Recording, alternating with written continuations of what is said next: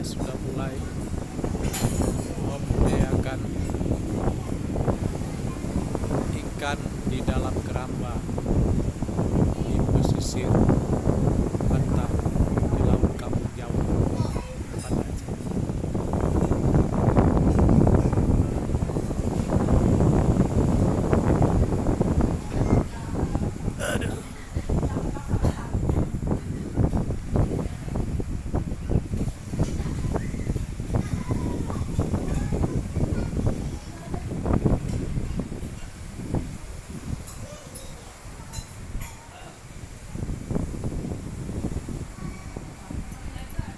Keramba yang mulai digunakan warga Banda Aceh untuk melakukan budidaya ikan.